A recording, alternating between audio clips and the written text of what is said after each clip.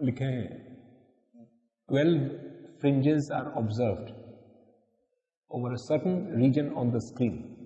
Screen है सामने, उसके सर्टन कोई भी एक रीजन है, इतना दूर में 12 fringes are observed.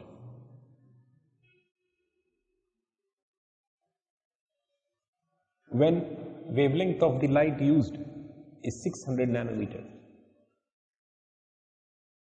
यहाँ सोर्स से जो रोशनी निकल रहा है वो 600 नैनोमीटर का है. तो स्क्रीन के एक सर्टन रीजन में जो नंबर ऑफ फ्रिंजेस ऑब्जर्व होता है वो संख्या दिया है 12 when wavelength is 600 nanometre. Question है find the number of fringes over the same region if wavelength used is 400 nanometer. अब 400 नैनोमीटर का जब लाइट यूज करेंगे हम तो फ्रिंज विड्थ बदल जाएगा. एक फ्रिंज और दूसरे फ्रिंज के बीच का जो दूरी है वो वेवलेंथ पे डिपेंड करता है. बाकी सब चीज कांस्टेंट है दोनों में. जो अरेंजमेंट है उसमें capital D and small D fix रखा गया है, केवल वेवलेंथ चेंज कर दिया गया है. अगर इस रीजन के लेंथ को हम L कह दें तो कितना फ्रिंजेस ऑब्जर्व होगा उसमें, वो L divided by beta which is equal to L divided by lambda D by small D. हम नंबर ऑफ फ्रिंजेस जो वहां पे ऑब्जर्व होगा ये सब कांस्टेंट रखा गया है दोनों केस में. यानी हम ये समझ गए कि नंबर ऑफ फ्रिंजेस जो ऑब्जर्व होगा उसको n कहें, it is inversely proportional to the wavelength. बस अब हम लोग कर लेंगे. यानी n1 into lambda 1 must be equal to n2 into lambda 2. 12 fringes multiplied by 600 nanometer must equal to, ये अननोन है जो निकालना है, 400 नैनोमीटर. अब उतने ही दूर में अब ज्यादा नंबर ऑफ फ्रिंजेस ऑब्जर्व होगा. वेवलेंथ घटने से फ्रिंज विड्थ घट जाता है, यानी और निकट निकट आ जाएगा फ्रिंजेस. तो उतने ही दूरी में अब ज्यादा नंबर ऑफ फ्रिंजेस ऑब्जर्व होगा, n इक्वल टू 18. अब 18 फ्रिंजेस ऑब्जर्व होगा उतने ही दूरी.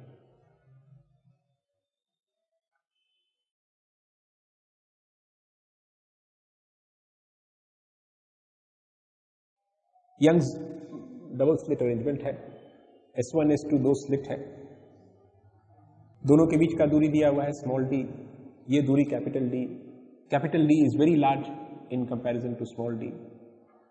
स्क्रीन पे एक पॉइंट P है जो किसी एक स्लिट के ठीक सामने है. क्वेश्चन के अनुसार कोई भी आप ऊपर वाला स्लिट लीजिए या नीचे वाला, सामने है. Question find missing wavelengths at P. का मतलब कौन कौन वेवलेंथ्स है जो उस पोजीशन पे डिस्ट्रक्टिवली इंटरफेयर करेगा. मिसिंग का मतलब आपको वहां दिखेगा. मान लीजिए ये जो सोर्स ऑफ लाइट यूज कर रहे हैं इसमें एक नहीं बल्कि दो वेवलेंथ का लाइट यूज कर रहे हैं. तो आपको जो पैटर्न बनता है ना, दोनों वेवलेंथ के करस्पॉन्डिंग अलग अलग पैटर्न बनता है. एक वेवलेंथ के करस्पॉन्डिंग फ्रिंजेस का जो दूरी होगा वो lambda 1 times capital D by small D होगा. दूसरे फ्रिंजेस के कारण जो और दूसरे वेवलेंथ के कारण जो फ्रिंजेस में दूरी होगा वो lambda 2 times D by D. तो आपको दोनों पैटर्न एक दूसरे पे ओवरलैप करेंगे. तो यहां कौन सा वेवलेंथ यूज करें हम ताकि यहां पर हमको डिस्ट्रक्टिव इंटरफेरेंस मिले, डार्कनेस. यही question. Find missing wavelengths at P. कोई एक पर्टिकुलर लाइट नहीं है, आप हो सकता है बहुत सारा वेवलेंथ आंसर में आ जाए. लेट अस सी. ये पाथ लेंथ हो गया कैपिटल D और ये पाथ लेंथ हो गया root under capital D square plus small d square. तो path difference S2P minus S1P equal to root under d square plus d square minus capital D. इसमें से हम डी स्क्वायर कॉमन लेके बाहर निकाल लें तो इसको 1 plus D square by D square to the power half minus 1 ऐसे लिख सकते हैं।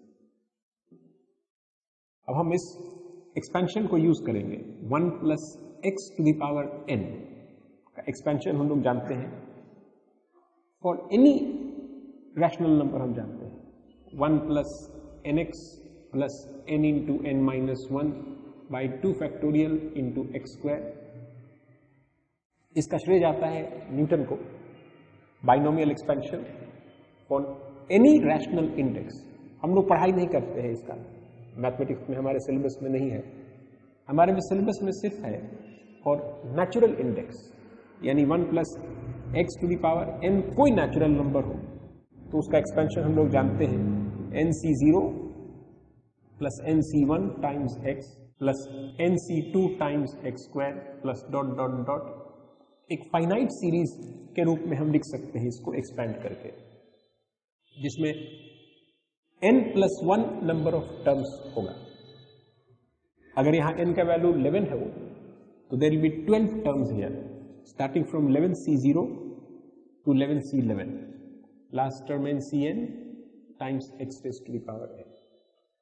लेकिन n अगर एक नेचुरल नंबर नहीं है, कोई भी रैशनल नंबर है, 5/3 है, -7/2 -1 है, नेचुरल नंबर छोड़ के कोई भी नंबर, तो वो एक इन्फाइनाइट सीरीज के रूप में एक्सप्रेस होता है, जो हम लोग नहीं पढ़ाई किए, हमारे सिलेबस में नहीं है, पर फिजिक्स में बहुत बार इस्तेमाल होता है।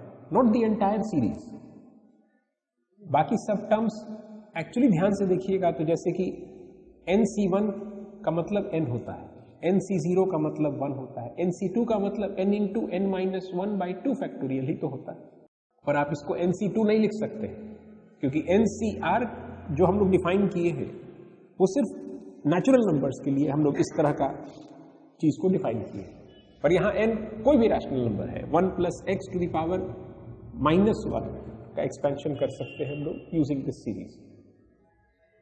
1 plus N X minus 1 times x plus n into N minus 1 divided by 2 factorial into X square. अब इसको हम -1 c2 तो नहीं लिख सकते, यद्यपि कि nc2 का मतलब यही है, हम याद दिलाने के लिए आपको बोल रहे हैं कि वैसा ही कोएफिशिएंट्स आता है, प्लस नेक्स्ट आता है n into N minus 1 into N minus 2/3 factorial into X cube. Next term भी हम लिख रहे हैं, आगे का भी आप समझ सकते हैं, plus dot dot dot.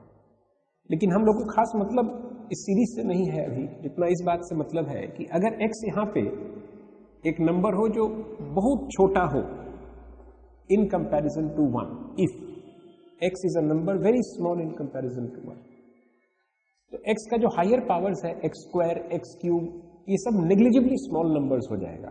x का वैल्यू अगर 0.01 है तो x स्क्वायर का वैल्यू ये 10 टू द पावर माइनस 2 है, तो x स्क्वायर का value 10 to the power minus 4 यानी 0.000, x क्यूब का value 10 to the power minus 6। तो जो हायर पावर्स ऑफ x है वैसे स्थिति में हम उनको नेग्लेक्ट कर सकते हैं और सिर्फ 1 plus x to the power n को 1 प्लस एन एक्स के बराबर लिख सकते हैं, अप्रोक्सीमेटली वैल्यू सेम होगा।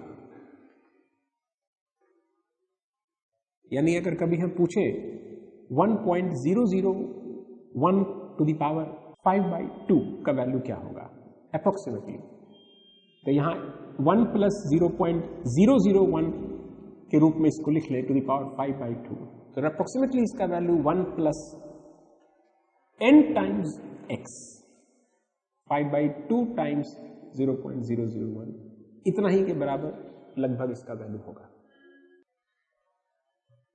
तो इस अप्रोक्सीमेशन को हम लोग पहले भी इस्तेमाल करते आए हैं, कोई नया नहीं हमारे लिए, तो हम इसको लिख सकते हैं। ये बहुत छोटा नंबर है क्योंकि d दिया हुआ है very small in comparison to d capital, तो d बाई कैपिटल D का value will be very very small in comparison to 1,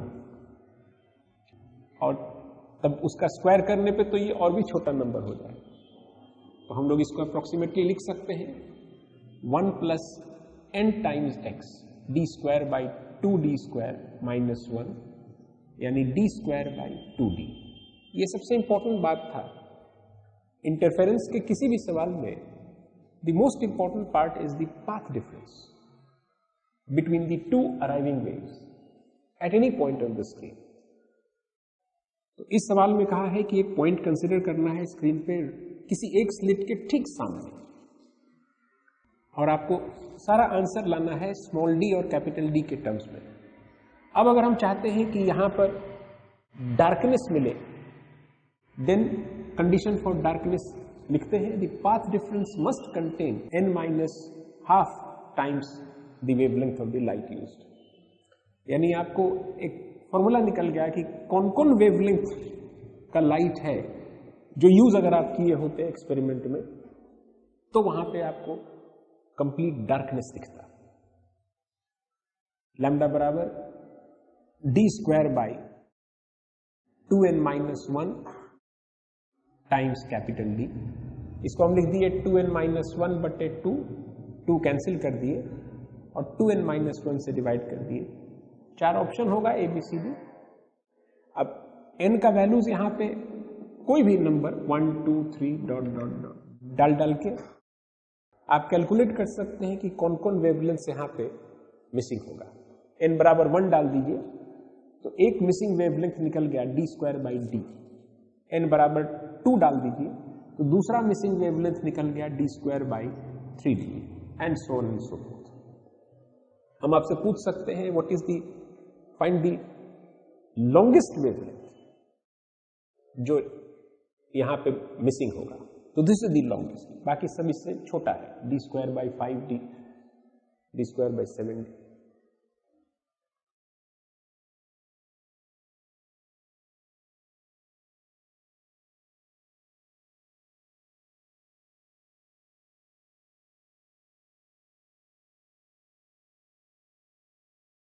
a beam of light, दो वेवलेंथ है एक बीम में, 450 nanometre plus 750 nanometre.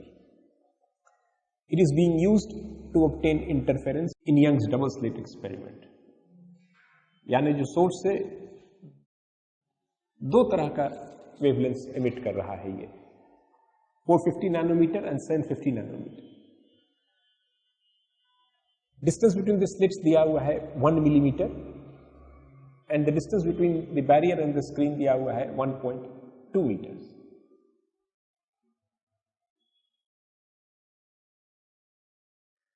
Question, find distance between two dark bands on the screen. हाँ, अब ये important है। अब कंप्लीट डार्कनेस हमको कहां मिलेगा स्क्रीन पे? वही मिलेगा जहां पर दोनों वेव डिस्ट्रक्टिवली इंटरफेयर करता हो, उसी जगह पे हमको कंप्लीट डार्कनेस मिलेगा। वही खोजना है। Find distance between two dark bands. Screen पे वो सब पोजीशंस जहां पे कंप्लीट डार्कनेस मिलेगा, पहले वो खोजना है, और फिर किसी भी टू सक्सेसिव डार्क बैंड्स के बीच का दूरी निकालना है। 450 नैनोमीटर वाला जो वेव है वो किस पोजीशन पे डिस्ट्रक्टिवली इंटरफेयर करता है, वो फॉर्मूला हम लोग के पास है, डायरेक्टली यूज करेंगे। n minus half times lambda D by D, यही हम लोग को याद रखना है। डिस्ट्रक्टिव इंटरफेरेंस मिलेगा उन्हीं पोजीशंस पे जहां पे ये कंडीशन सेटिस्फाई होगा। अभी यहां पे हम लैम्डा 1 डी बाई डी लिख रहे हैं, n1 माइनस हाफ। और 750 नैनोमीटर वाला वेवलेंथ का जो पोजीशंस ऑफ डिस्ट्रक्टिव इंटरफेरेंस है वो है n2 minus half times lambda D by D. जहां पे दोनों का मिनिमा कोइंसाइड करेगा वहीं पे कंप्लीट डार्कनेस मिलेगा। ये कैंसिल आउट कर दें और लैम्डा 1 का वैल्यू हम पुट कर दें 450 नैनोमीटर और लैम्डा 2 का वैल्यू 750 नैनोमीटर। ये कैंसिल आउट हो जाएगा, 15 से 30 होगा और यहां 50 होगा। एक और 10 से कैंसिल आउट कर दे, यानी हमको ये रिजल्ट निकला कि n1 माइनस हाफ, ये एक नंबर है, यहां n1 can take any values 1 2 3 dot dot dot and n2 can also take any natural values 1 2 3 dot dot.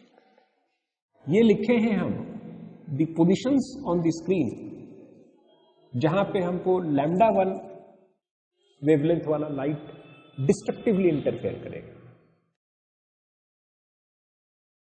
ये डिस्ट्रक्टिवली इंटरफेयर करेगा at positions given by λ1 d by 2d, जब n1 के जगह 1 डालेंगे, which is beta by 2 position.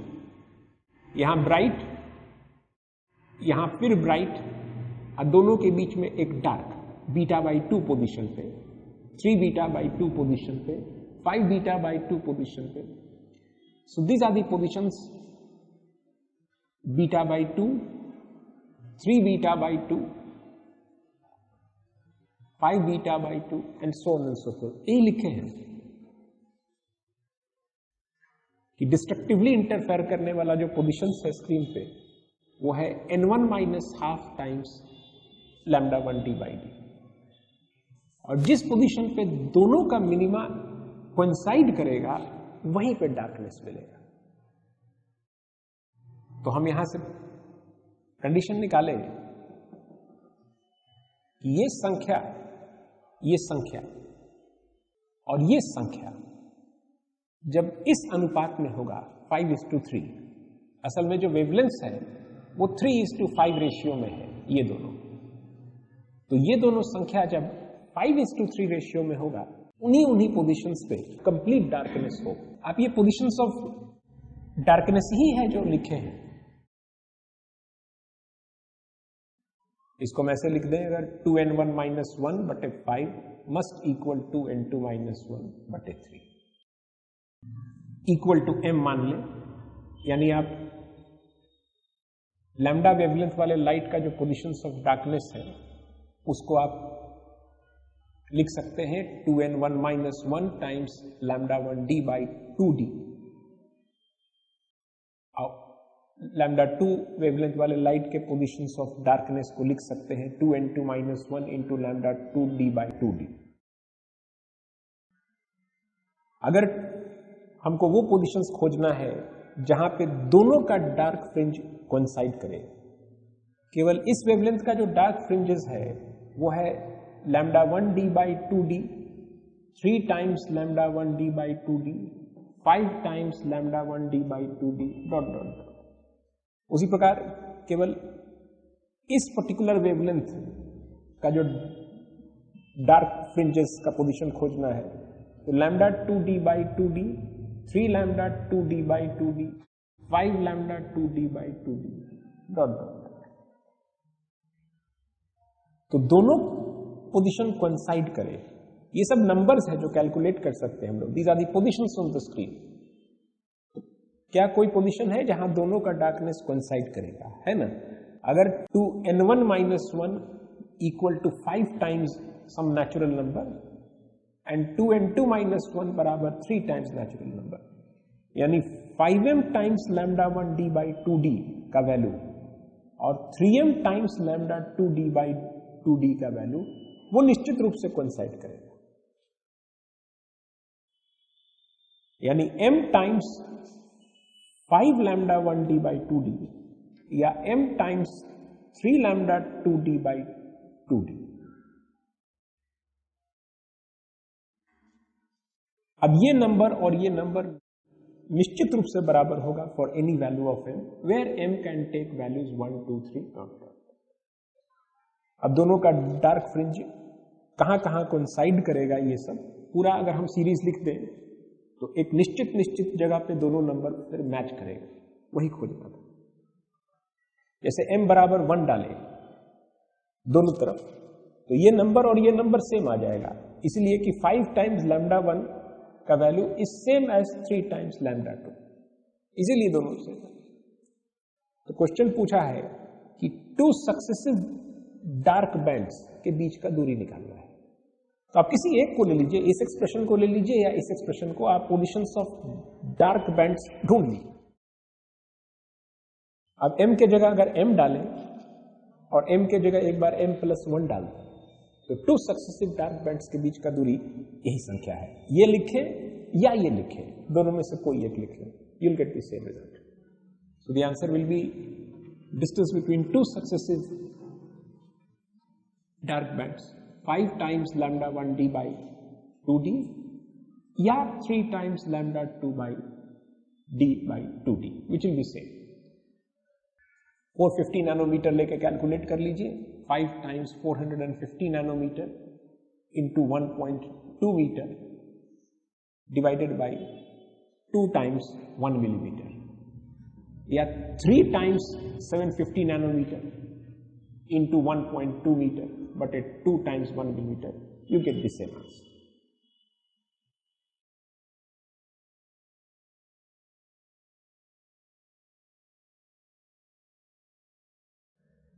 λ1 और λ2 एक beam of light है जिसमें 2 वेवलेंथ यूज किया जा रहा है, λ1 एज वेल एज λ2, और स्क्रीन पे हमको कुछ कंडीशन लिखा हुआ है, the 5th minima of λ1 coincides with 6th maxima of λ2, find ratio λ2 by λ1। दोनों का अलग इंटरफेरेंस पैटर्न बनेगा, ऐसे ऐसे किसी एक का बनेगा और दूसरे का कुछ और बनेगा, मे भी नजदीक नजदीक होगा, उसका बीटा छोटा है तो नजदीक नजदीक होगा। तो क्वेश्चन कह रहा है कि the 5th minima of λ1 coincides with 6th maxima of λ2। तो 5th मिनिमा मतलब 5 minus half times λ1 d by d, इसी पोजीशन पे दिखेगा 5th मिनिमा, और 6th maxima of λ2 6 times λ2 d by d। Direct formula खाली याद रखना है, ये nth मिनिमा, ये nth maxima. So the 5th minima of λ1 wavelength coincides with the 6th maxima of the λ2, and find the ratio of the wavelengths। λ2 by λ1 निकालना है, 10 minus 1 9 by 2 times 6, 3 से cancel out हो गया, and 3 by 4। So the ratio of the wavelengths is 3 by 4। कितना interesting है ये, इसमें से जो 2 रोशनी इस्तेमाल किए हैं, अगर उसमें का एक का वेवलेंथ हमको पता हो तो हम दूसरे का बता सकते हैं इस पैटर्न को देख करके।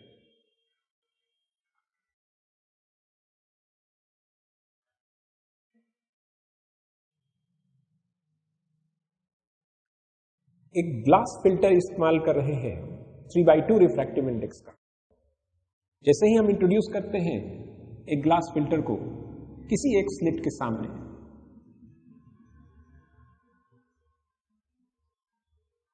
यहां पर इंटेंसिटी लिखता है, intensity at the centre of screen, यह है स्क्रीन का सेंटर। सेंट्रल ब्राइट फ्रिंज अब यहां नहीं बनेगा, वो ऊपर शिफ्ट कर जाएगा, लेकिन स्क्रीन का सेंटर तो इसी को कहेंगे ना, सेंटर ऑफ स्क्रीन। तो जैसे ही हम इस ग्लास फिल्टर को इंट्रोड्यूस करते हैं, T thickness not known, 3/2 refractive index given, इस स्थान पे इंटेंसिटी ऑफ लाइट हाफ हो जाता है, intensity reduces to half its initial value.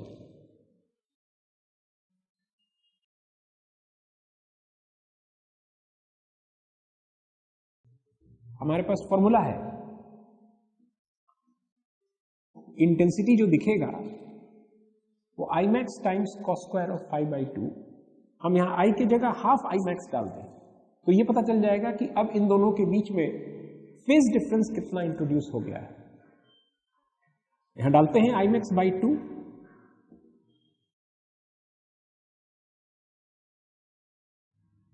इससे पता चला कि cos स्क्वायर 5/2 का वैल्यू हाफ, यानी cos 5/2 का वैल्यू 1/√2 प्लस माइनस 1/√2, सिर्फ 1/√2 लिख रहे हैं।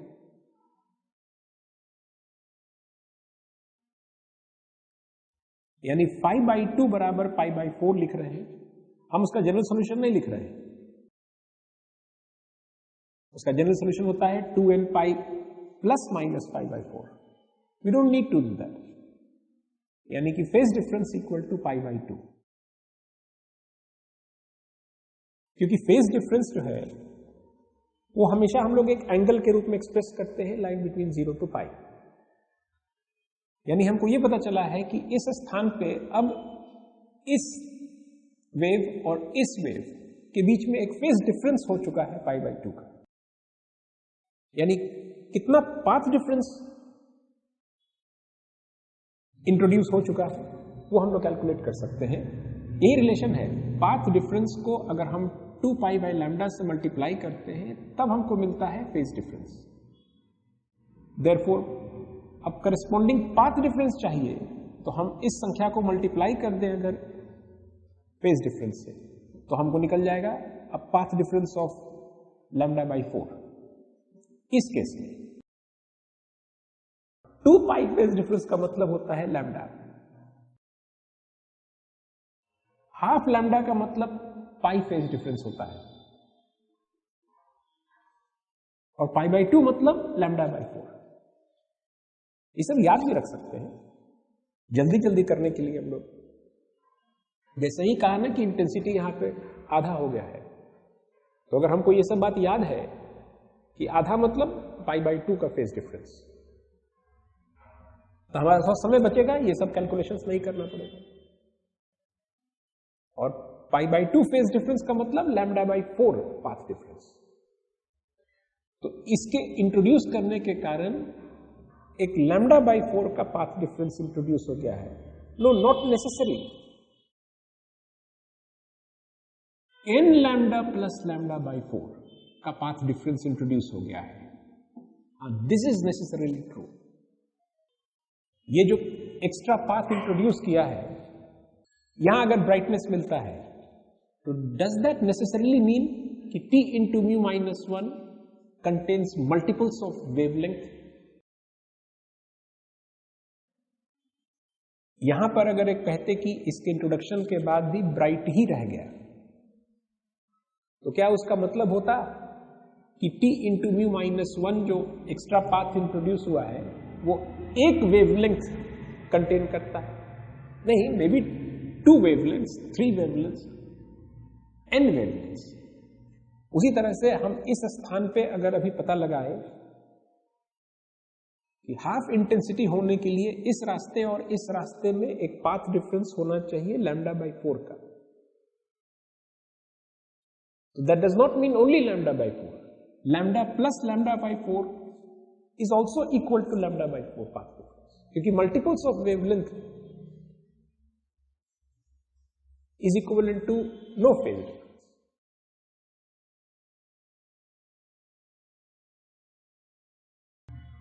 तो एक बार फिर से इसको देख लीजिए कि हम लोग कैसे कैसे क्या किए। हम पहले ये पता लगा लिए कि हाफ इंटेंसिटी का मतलब अ फेज डिफरेंस ऑफ π/2। हम इसका जनरल सॉल्यूशन नहीं लिखे ना, नहीं तो फेज डिफरेंस का मतलब π/2 क्यों? π/2 प्लस मल्टीपल्स ऑफ 2π। जो जनरल सॉल्यूशन है cos अल्फा बराबर cos बीटा मीन्स अल्फा बराबर 2n pi plus minus beta. तो हम इसका जनरल सॉल्यूशन नहीं लिखे ना,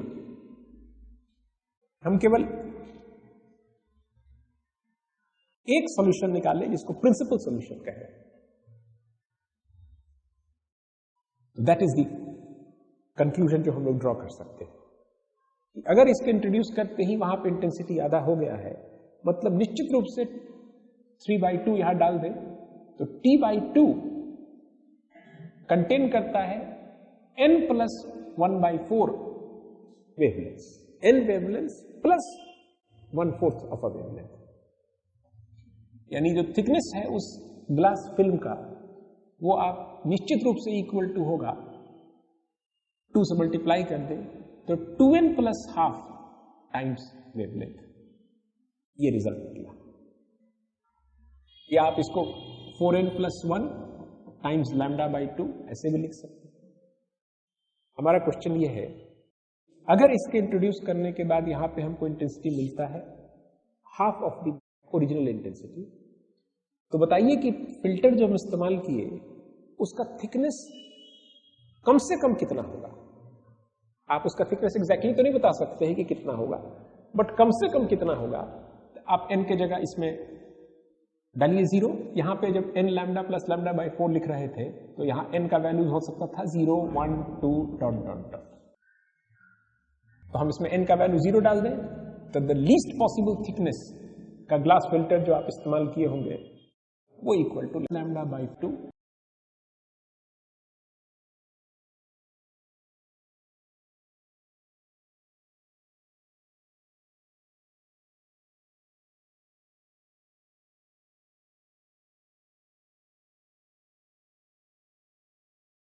Intensity at P is half the maximum intensity। Screen पे कह रहा है कोई एक पॉइंट है P जहां पे इंटेंसिटी मैक्सिमम इंटेंसिटी का आधा है। स्क्रीन पे जो इंटेंसिटी का जो पैटर्न है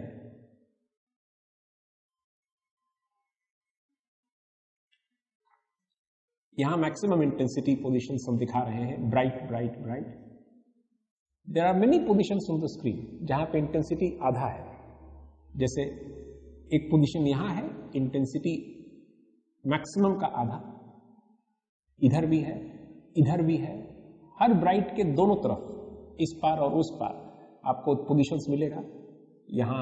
यहां these are the positions on the screen जहां पे इंटेंसिटी आपको आधा मिलेगा मैक्सिमम के। तो क्वेश्चन में कह रहा है कि P एक पॉइंट है स्क्रीन पे जहां पे इंटेंसिटी मैक्सिमम इंटेंसिटी का हाफ है। वेवलेंथ दिया हुआ है of light being used lambda. Distance between the slits दिया हुआ है small d। Question, find angular separation between point P and the nearest bright fringe. Screen पे कोई एक पॉइंट P है जहां पे इंटेंसिटी हाफ है ऑफ द मैक्सिमम, मैक्सिमम का आधा। उसका नियरेस्ट ब्राइट फ्रिंज से उसके बीच में उसका एंगुलर सेपरेशन बताइए कितना है। यहां से हम इस पोजीशन पे हमको ब्राइट फ्रिंज मिल रहा है और इस एंगुलर पोजीशन पे हमको पॉइंट P मिल रहा है जहां इंटेंसिटी आधा हो गया है। तो I want this angular separation delta theta. हम पहले क्या कर रहे हैं, हम P का एंगुलर पोजीशन निकाल रहे हैं।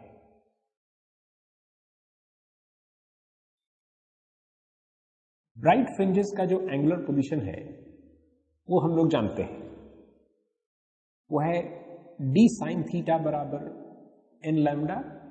स्मॉल एंगल्स के लिए थीटा बराबर multiples of lambda by d, where n equal 0, 1, 2 dot dot dot. ये है ब्राइट फ्रिंजेस का पोजीशंस।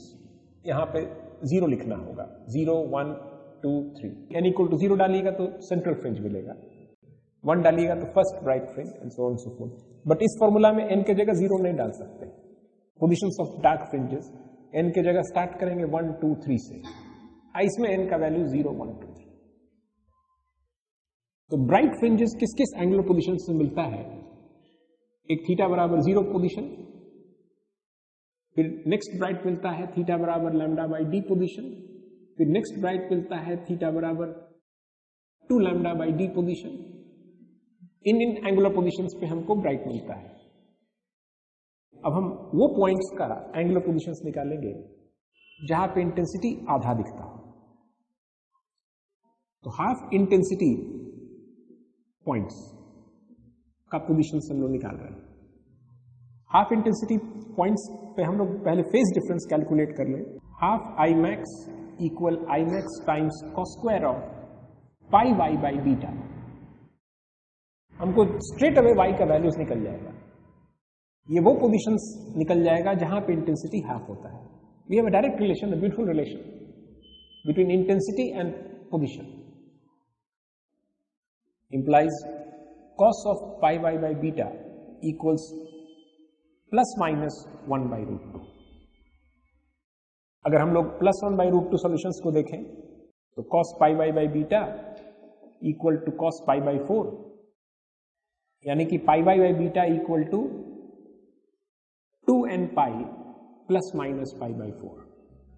और अगर हम लोग minus 1 by root 2 को लें तो cos of pi y by beta equal to cos of 3 pi by 4, और तब pi y by beta equals to 2n pi plus minus 3 pi by 4.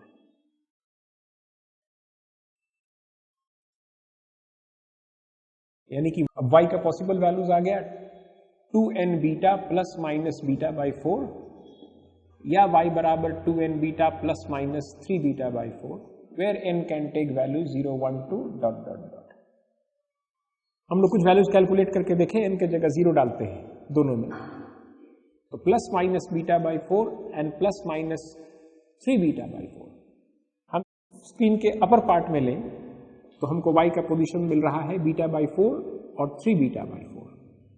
ये पहला पोजीशन है उस पॉइंट का जहां इंटेंसिटी हाफ हो, बीटा बाई 4 डिस्टेंस की दूरी पर. और दूसरा मिल रहा है 3 बीटा बाई 4, ये दूरी है बीटा बाई 2 डार्क वाला, इससे थोड़ा अधिक, लेकिन इससे कम बीटा माइनस बीटा बाई 4, यानी इस फ्रिंज से बीटा बाई 4 नीचे.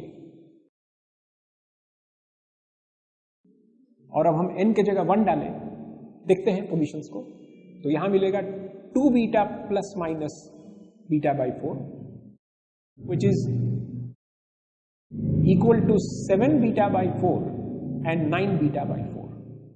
और इसमें n के जगह 1 डालें तो 2 beta plus minus 3 beta by 4 it is 5 beta by 4 and 11 beta by 4. तो नेक्स्ट पोजीशन हमको मिल रहा है 5 बीटा बाई 4, फिर 7 बीटा बाई 4, फिर 9 बीटा बाई 4 और फिर 11 बीटा बाई 4. ये सब पोजीशन हमको मिल रहा है. 5 बीटा बाई 4 ये पोजीशन है, बीटा प्लस बीटा बाई 4. ये है बीटा माइनस बीटा बाई 4. यानी आप इसको देख के समझ सकते हैं कि हर एक ब्राइट फ्रिंज के ऊपर और नीचे on either side equal distance पे आपको ऐसा पॉइंट्स मिलेगा. यानी कलेक्टिवली हम इस पूरे सॉल्यूशन को लिख सकते हैं n beta plus minus beta by 4. n के जगह 0 डालिए तो plus minus beta by 4, n के जगह 1 डालिए तो बीटा प्लस बीटा बाई 4 और beta minus beta by 4. n के जगह 2 डाल दीजिए तो 2 beta plus beta by 4 and 2 beta minus beta by 4. ये सारा पोजीशन हमको मिल गया ऐसे पॉइंट्स का. इतना नहीं करते हैं एग्जाम में, इतना आप अभी सीख रहे हैं कि हर ब्राइट फ्रिंज के दोनों तरफ कोई इंटेंसिटी हम दे दें. हम हाफ इंटेंसिटी बोले, हम अगर 1/4 इंटेंसिटी बोलते तो हर ब्राइट फ्रिंज के दोनों तरफ जितना दूर मिलेगा आपको एक ऐसा पॉइंट ऊपर, उतना ही दूर मिलेगा एक पॉइंट नीचे की तरफ. तो आप सिर्फ यहीं पे कंसंट्रेट कीजिए, सेंटर पे. सारा सॉल्यूशंस लिखने का जरूरत नहीं था, हम सिर्फ एक सॉल्यूशन लिखते, प्रिंसिपल सॉल्यूशन, और उसी से निष्कर्ष निकाल लेते. क्वेश्चन यही नहीं पूछा है ऐसा कोई पॉइंट स्क्रीन पे जहां पे इंटेंसिटी आधा हो जाता हो, उसका अपने नियरेस्ट ब्राइट फ्रिंज के साथ कितना एंगुलर सेपरेशन है. तो आप यहां निकालिए, चाहे यहां निकालिए, चाहे यहां निकालिए, चाहे इस दोनों के बीच में निकालिए, द आंसर इज सेम. तो हम यहीं पे निकाल लेते हैं. तो ऐसा पोजीशन जहां पे इंटेंसिटी हाफ हो जाएगा बिना किसी कैलकुलेशन के हम बनाएंगे. अगर हमको याद है कि वहां पे इंटेंसिटी हाफ होने का मतलब है a phase difference of pi by 2, बस इतना ही सब समझ जाएंगे डिस्टेंस. क्योंकि हमको ये पता है कि एक पॉइंट स्क्रीन पे और दूसरा पॉइंट के बीच का दूरी अगर बीटा हो, तो अब डिस्टेंस बिटवीन 2 पॉइंट्स अगर बीटा है तो फेज डिफरेंस जो है, यहां पे जो दोनों वेव के बीच में फेज डिफरेंस था और इस स्थान पे जो दोनों वेव के बीच में फेज डिफरेंस होगा, एक 2 पाई का अंतर हो जाता है. तो a phase difference of 2 pi corresponds to a distance on the screen of beta. Then a phase difference of pi by 2 will correspond to a distance on the screen by beta by 4. यानी कि इस point और इस point के बीच का दूरी है beta by. इस स्थान पे फेज डिफरेंस 0 है दोनों अराइविंग वेव्स के बीच में। बीटा डिस्टेंस की दूरी पे जो पॉइंट होगा द नेक्स्ट ब्राइट, उसमें इस पाथ और इस पाथ के बीच में फेज डिफरेंस 2 पाई का होगा। पाथ डिफरेंस लैम्डा होगा, फेज डिफरेंस 2 पाई। तो जैसे ही हम देखेंगे इस बात को,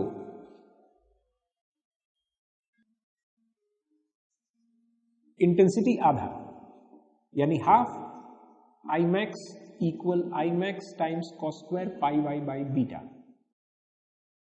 हम सिर्फ प्रिंसिपल सॉल्यूशन निकालेंगे, cos square of pi y by beta equal to half यानी cos pi y by beta equal to 1 by root 2, pi y by beta equal to pi by 4 and y equals beta by 4। बस इतना ही and nothing else. यहां से beta by 4 ऊंचाई पे है, तो कितना एंगल है ये? एंगल निकालने के लिए हमको y को सिर्फ कैपिटल D से डिवाइड करना होता है, that's all. So the angular position is obtained by dividing y with d। Beta है lambda d by d, lambda d by 4d। Capital D से डिवाइड कीजिएगा इस संख्या को, तो लैम्डा बाई 4। यही आंसर। कोई भी ऐसा पॉइंट जो स्क्रीन पे होगा ना, जहां इंटेंसिटी आधा होगा, वो अपने नियरेस्ट ब्राइट से जो एंगुलर सेपरेशन होगा, स्क्रीन पे जो सेपरेशन होगा वो बीटा बाई 4 का होगा। Beta by 4, beta by 4, beta by 4, nearest bright से दूर। और एंगुलर सेपरेशन निकालना है तो कैपिटल D से डिवाइड करना। चलिए आज यही बात करते हैं।